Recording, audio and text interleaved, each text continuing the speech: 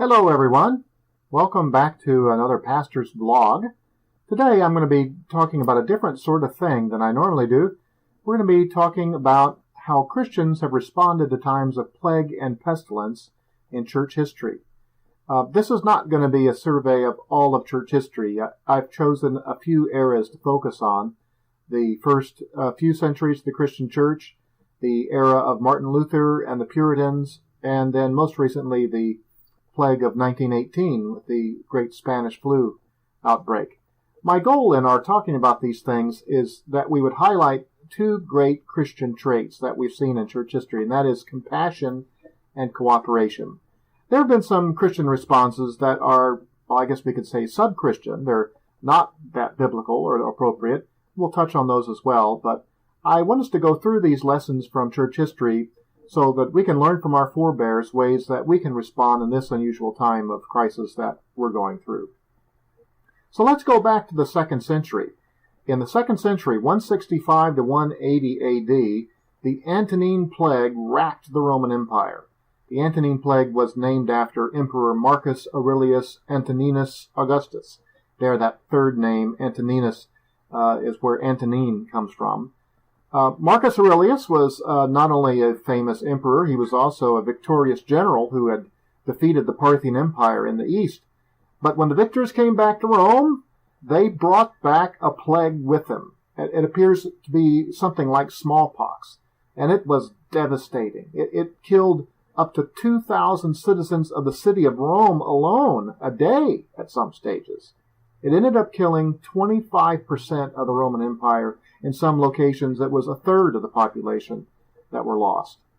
It even claimed the life of Marcus Aurelius's co-emperor, Lucius Verus. Those who became sick were often just abandoned out to the streets where they would languish and perish. Let's talk about the 3rd century, the Cyprian Plague, 249 to 262 AD. This plague was named after Saint Cyprian, the Bishop of Carthage, who wrote about its devastating impact.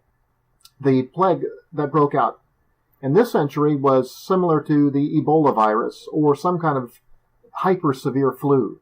It was actually more devastating than the Antonine Plague had been. It would claim up to 5,000 lives a day in the city of Rome, a city of about 1 million people at that time. The Cyprian Plague killed 2 Roman emperors, and again, the sick were often abandoned to die. No care was given to them. And that contrasts so strongly with Christian responses to both of these plagues in the 2nd and the 3rd century. Christians were conspicuously active in caring for the sick, taking them into their home, nursing them with water and food and whatever they could. And this resulted in the saving of many individuals who were not actually terminal. They just needed some basic nursing care and they would come through. Of course, it also meant in the sacrificial death of Christians who would become ill and contract the illnesses. And then another outgrowth of all of this was the explosive growth of the church as people who were saved physically came to see the love of Jesus on display and they became saved spiritually. And while the Christians were derided and mocked and viewed with suspicion in these activities, over time they came to be appreciated for their selfless act. This led in the 4th century to the founding of the first hospitals in Europe by Christians. The plagues themselves, these 2 plagues contributed to the eventual downfall of the Roman Empire. They wrecked the military structure. There were so many losses that weakened the military and laid the empire open for later invasions. I'm going to jump ahead to the days of Martin Luther, not because there weren't any plagues or there weren't any Christian engagement with it until then, but I find some things to be instructive about Luther's day. In 1527, the Black Death came to Wittenberg. Now, the bubonic plague was at its high point in the 1300s, a couple centuries before Luther. But every few years, it would flare up again. In fact, it would do this for 4 centuries more, into the 1700s.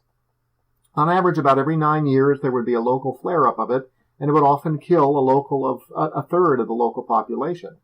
In 1527, it came to Wittenberg. The university where Luther taught urged students and faculty to flee the town, but Luther chose to stay and urged others to consider doing that as well, although told them that they should follow their conscience. he wanted to be a light and a source of help. He practiced what he preached, too. He opened up his home to care for the sick.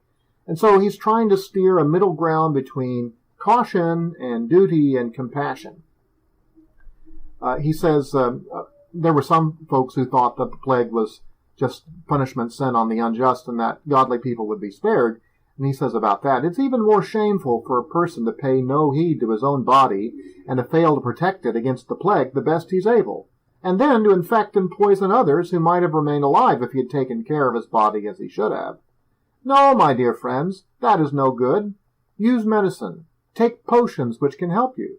Fumigate house, yard, and street. Shun persons and places wherever your neighbor does not need your presence or is recovered, and act like a man who wants to help put out the burning city.